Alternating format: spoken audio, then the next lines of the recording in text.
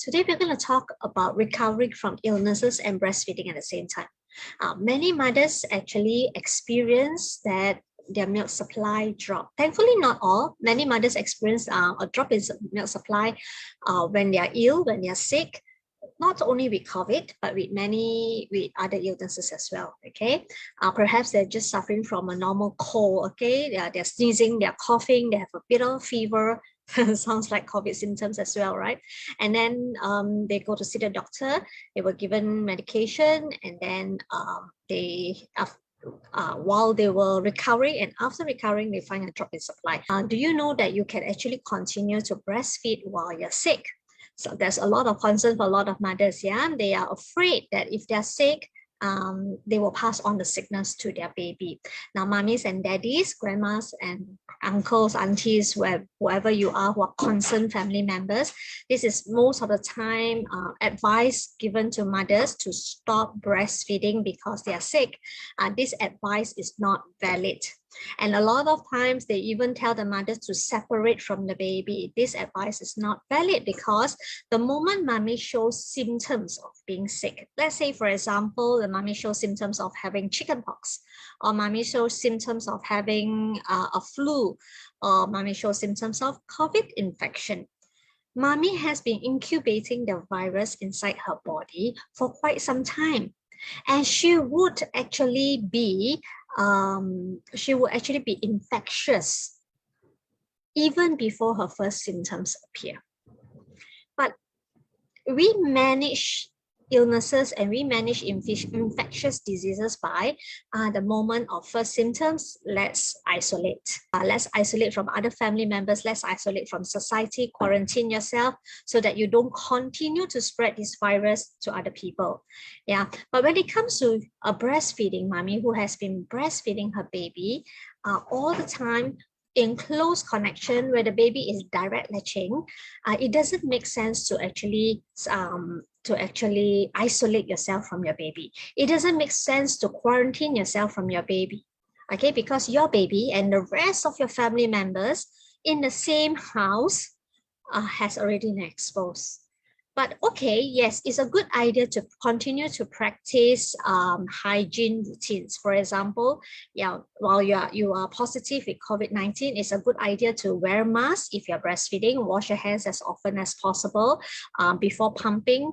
Then after pumping, make sure that you disinfect the area. But your milk is still very, very, very important and full of great antibodies for your baby. So it's actually very important to continue to breastfeed. Some mothers say that, will I pass the disease, will I pass a virus to my baby through my breast milk? No, you won't. Okay, your breast milk will not contain the virus. In fact, many research have actually been done on breastfeeding mothers and COVID-19. Breastfeeding mothers who suffer from COVID-19, they have actually shown that their breast milk, their express breast milk, their pump breast milk do not contain the COVID-19 virus. That's great news, isn't it? In fact, they actually found that breastfeeding mothers who had COVID-19, their breast milk contains a lot of antiviral properties. All these antibodies basically fighting the virus. So that if you pump your breast milk, you express your breast milk and you feed it to your baby will get the most benefit from it. Your baby will get amazing protection from this express breast milk of yours. If your pump breast milk, your express breast milk contains so much good antibodies that will protect your baby, what more if you continue to direct latch? But when you continue to direct latch, all these amazing fresh antibodies goes into your baby immediately. It doesn't go through the process of entering a bottle and being frozen and then being thawed and then being heated up again to be fed to your baby. And by the time of which perhaps the live cells and the anti-infective properties has actually decreased. So giving your baby fresh breast milk directly from the breast is actually the most recommended. So that is what any sick mummies, whether you're sick from COVID-19 or you're sick from chickenpox or you're sick from a normal flu or cold or diarrhea, okay, you should continue to direct latch your baby. Okay, of course, all this while practicing good hygiene routines. Some mothers actually, they worry so much, they're saying that I'm having diarrhea, I think I should stop breastfeeding my baby because it looks like my baby is also having diarrhea. Mummies and daddies, the place where the diarrhea comes from and the place that your breast milk comes from is entirely different. Okay, so please continue to breastfeed. Now, the reason why mommy is having diarrhea and baby seems to be having diarrhea too, or baby may really be having diarrhea, is possibly mommy not practicing clean hygiene routines, possibly. Okay, or possibly if you have an older baby, both of you have actually ate the same food. But the thing is, actually your breast milk contains very wonderful probiotics as well, especially when mommy is having diarrhea. Yeah, your breast milk actually changes. It contains a lot of probiotics, and when baby actually direct latch, baby actually drinks your breast milk, it will protect baby a lot more. So okay, remember this. Yeah, if you can, of course, direct latching is still the most important, the most recommended. Yeah, and then if you are not able to direct latch, then the next best thing is of course to hand express or to breast pump your milk to be given to your baby as fresh as possible. Okay, as fresh as possible. Try not to, we call this your medicated milk, milk that is produced while you're sick, medicated milk, inverted comma. Try to give this freshest to your baby instead of freezing it and storing it. Okay, that would be the best. So practice normal illness prevention routines like washing your hands, wearing your mask. You see, even before COVID-19, yeah, if you're sick with a normal cold, none of us wear a mask. It's really uncomfortable. This is just my opinion, all right? A little bit different from what everybody is recommending, yeah. If you want to wear a mask, go ahead and wear a mask while you're breastfeeding your baby. But if you feel really uncomfortable wearing a mask, or if every time you wear a mask, baby cries, because a mother has actually reported to me that when she wears a mask to breastfeed, the baby will cry, and will grab at her mask, and then it makes a whole ordeal so painful and so unnecessary, difficult. So the mother in the end just remove her mask and continue to breastfeed the baby. So if you can't wear a mask, just forget about that, okay? And you're already in the same household, please, for the past few days, while you're incubating the virus in your body, your baby is already exposed. So please do things that are reasonable and that makes sense, okay? Mothers do fall sick. Yeah, you're not superhuman. Your body is also susceptible to illnesses. It's a possibility that you fall sick. So you do need to do certain things to help to ensure that your immune system is high. Take preventive measures while you're healthy, not when you're sick. So when you are healthy, increase your immune system. How do you increase your immune system? Basically, I've always tell mothers that while you are breastfeeding, there are a few very important vitamins and supplements that is important for the breastfeeding mothers. The most important is actually vitamin B complex, vitamin C, vitamin A, vitamin C, vitamin E, which are powerful antioxidants, yeah, and the mineral selenium. And then, of course, there's calcium, magnesium, and zinc as well.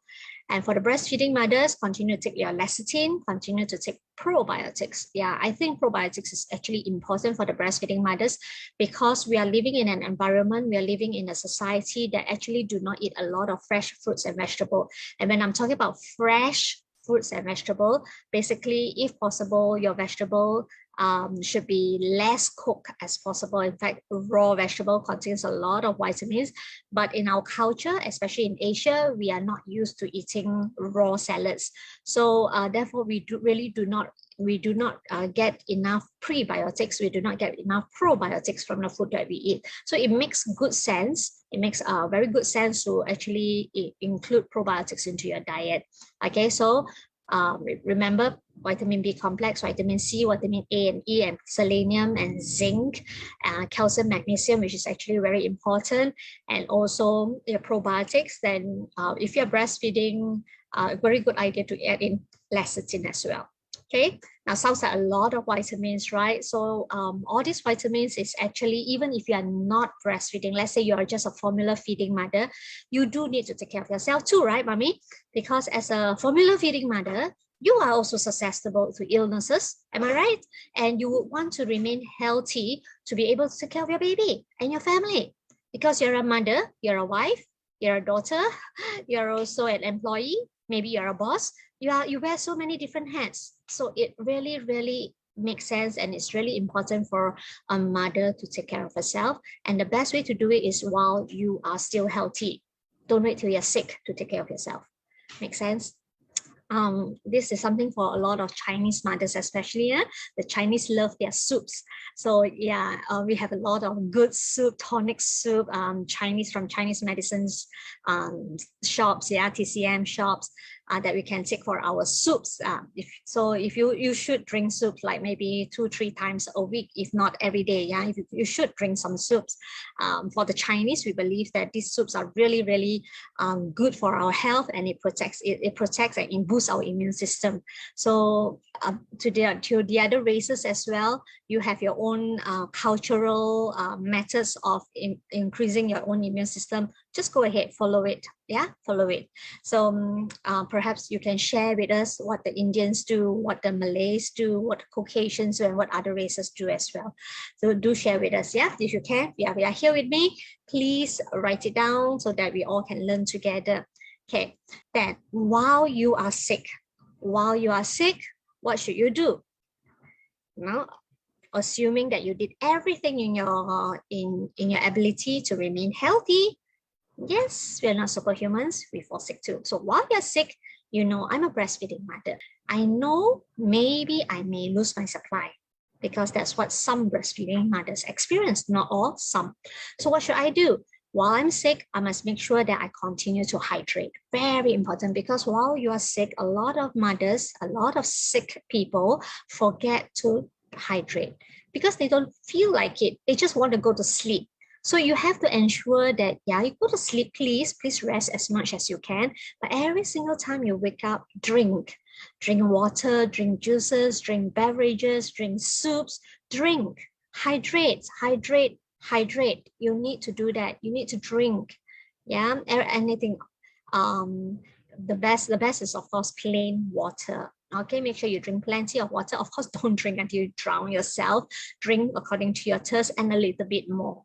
Okay, drink according to thirst and a little bit more. So make sure that you have all these things in your house. If you have nothing, you have no beverages, you have no juices, you have nothing in your house, then water is very important. Okay, so that's very important. Number 2 is you need to ensure that you continue to remove milk from your breast. Even you don't feel like it, you feel so tired. I know, I understand, you're tired. So if you can, breastfeed your baby directly whenever you can.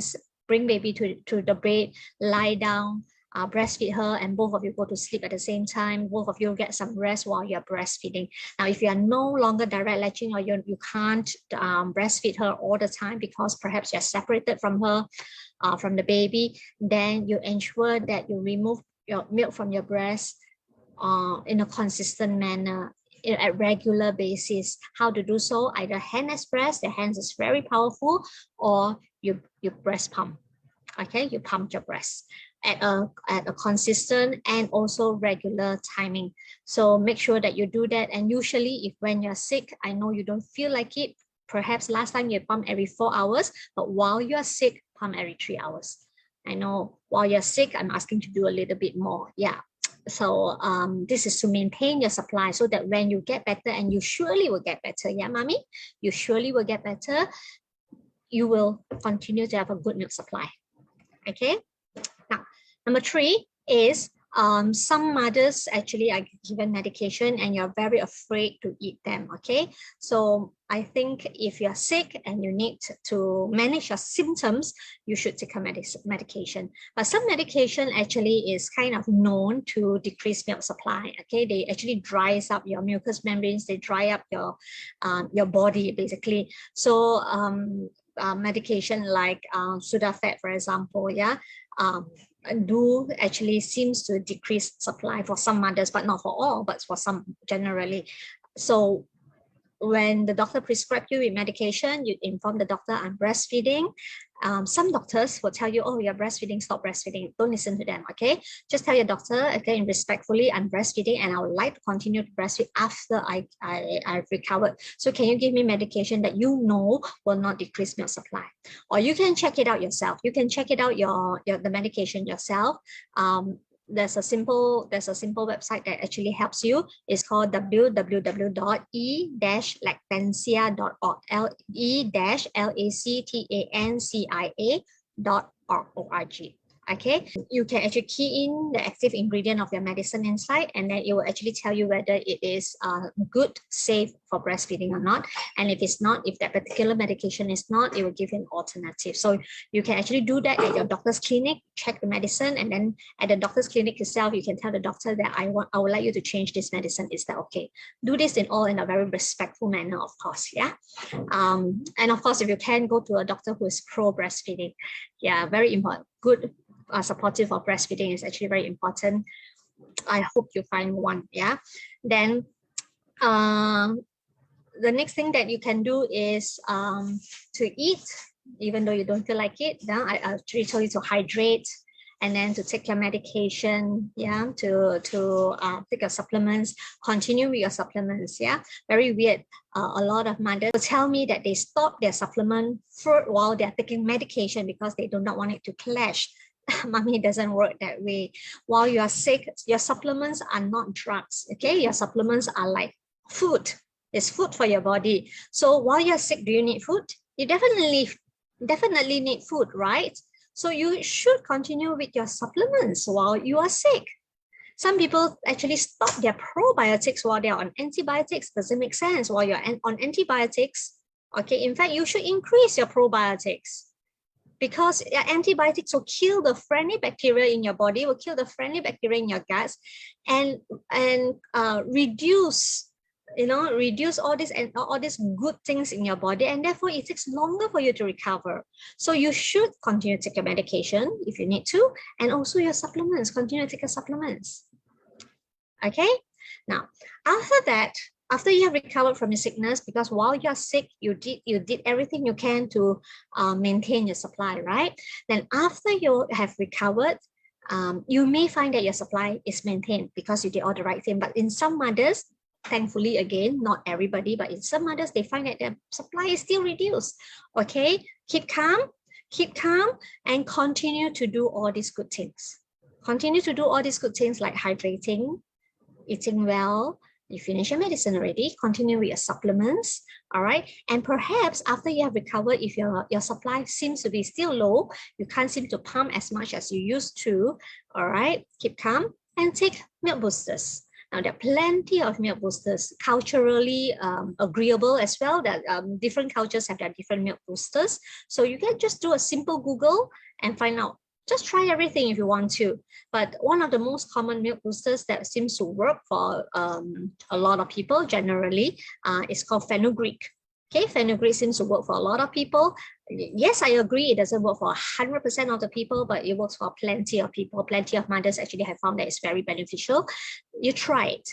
Okay, but the amount of fenugreek you need to take has to be pretty high. I know when you buy a fenugreek bottle and it says take 1 capsule once a day. That's for general health maintenance. It's not going to do anything for your milk supply. So in order for fenugreek to work, to increase your milk supply, you need to take at a higher dosage of at least 1,500 mg 3 times a day. That means 1,500 times 3, which is 4,500 mg per day.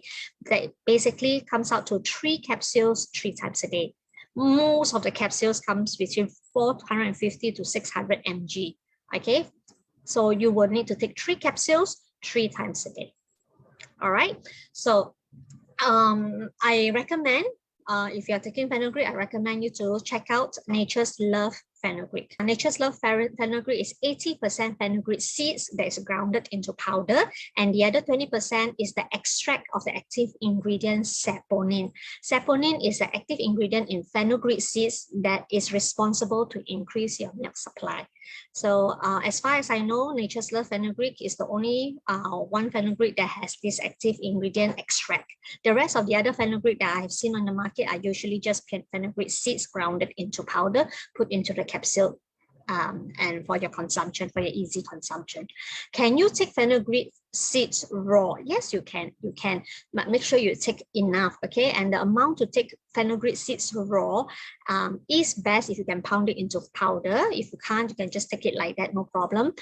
It's just maybe less effective, and your body needs to break it down, takes time to break it down longer. What you have to take one huge tablespoon, and what is a huge tablespoon? It's not your normal rice spoon. Yeah, it is actually the Chinese soup spoon, the soup spoon that you use to drink soup. That one heap of that 3 times a day. So a lot of mothers, when they come to me and they tell me, oh, I've tried this, I've tried that, and when I ask them how much fenugreek are you taking, they are taking way too low. How much time are you spending pumping? They're usually pumping way too few times, all right? Can you imagine this? Your baby, let's say, eats every 3 hourly. If your baby eats every 3 hourly on the dot, on the clock, that means your baby is eating 8 times a day, correct? So if your baby is eating 8 times a day, drinking milk 8 times a day, but you only pump 3 times, and how is that going to help you meet baby's demand? Of course it won't. Maybe initially when you have an over and plentiful supply, when every time you pump you get 10 ounce, 20 ounce, you were able to meet the demand. But slowly, and especially when you are sick and your supply decrease, you will no longer meet your baby's demand. Now, let's talk a little bit about how much to expect yourself to be able to pump. Now, if your baby is direct latching, you don't even have to worry. You don't have to think about how much you're producing. Baby direct latch, baby is full, baby sleeps. When you're sick, maybe the supply goes down a little bit, baby seems to be fussy on the breast. All you have to do is breastfeed more. Okay, breastfeed more. Remember to hydrate, to eat well, to rest well, and then to take your medication and take your supplements, and then to breastfeed more. It should meet your baby's demands. But if you are pumping, most mothers can actually pump averagely 3 to 5 ounces every 3 to 4 hours. Okay, averagely 3 to 5 ounces. So if you're pumping about 2.5, 3 ounces, you are okay. That is normal supply. But mothers who are pumping every 6 ounce, 7 ounce, 10 ounce, 20 ounce, they are actually over supplying. They're actually overproducing, which can cause a lot of other problems like or very engorged and full breast all the time, and then it may cause plaque ducts, which may lead to mastitis, and even worse, it may lead to breast abscess. So mothers who are actually overproducing, they actually suffer a lot more than mothers who are underproducing. When I'm helping mothers, I find that it's easier to help mothers who are underproducing because we can help them to increase their milk supply than to help mothers who are overproducing, because it's actually very difficult for overproducing mothers to help her to reduce her supply to the point that she is comfortable and baby is happy. So a lot of time, sadly, my experience with mothers who are overproducing is that these mothers cannot take it. Cannot take the fullness and the pain and the constant leaking and the constant plaque duct and the constant mastitis. They end up actually stopping breastfeeding altogether, which is actually such a big waste when you're actually producing so much. I hope you have enjoyed this video. Do give it a thumbs up. Be sure to subscribe and share it with all your friends. You can also sponsor and support my work through Patreon. Thank you so much.